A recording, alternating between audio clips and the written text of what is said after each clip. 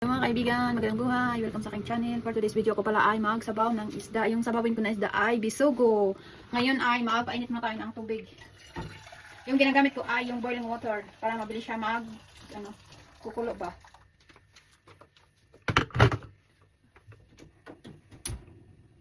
Yung aking isda ay frozen. Frozen siya.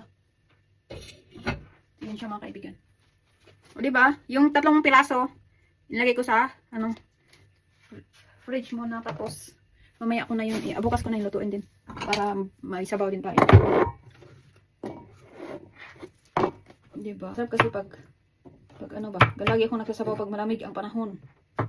Ayun lang yung ano natin, panlaban sa lamig. Tapos lagyan ng konting mushroom para may vegetables din tayo. O diba yung akong ginawang tinapay. O, may pang merienda na ako. Merienda, almusal. Kasi walang mayroon namang bikira dito kaso punta ka pa ng London. Kaya gawa lang tayo ng tinapay. Ayan, diba? Nag-iisa lang yan ng kaibigan. Lagyan natin ang seasoning powder. Ayan natin isda, diba? Ayan, seasoning powder. Tapos ilagay natin yung ating talong at mushroom. Sabay ko na lang siya. Ayan, mushroom at eggplant. Yan yung gulay natin.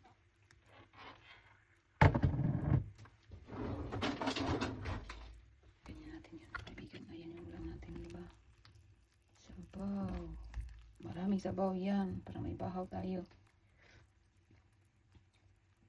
Kaibigan, lagyan ko ng konting asin. Diba? Tapos, granos. Ayan yung sibuyas natin, na granos siya. Tapos, iyan natin. Inikos mo natin para matunaw yung ating mga spices. Mga seasoning pala. Ngayon ay takpan na natin yan. Simmer natin yan. Hanggang maluto yung ating gulay. Kaibigan, naluto na yung ating sinabaw na isda na bisugo. Nilagyan ko yan ng konting malunggay. Yan yung hapunan ko ngayon. Kaibigan, naluto na yung ating sinabaw na isda na bisugo.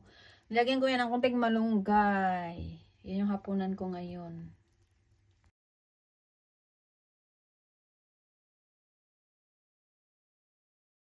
Ang aking ulam ngayon, sabaw na isda.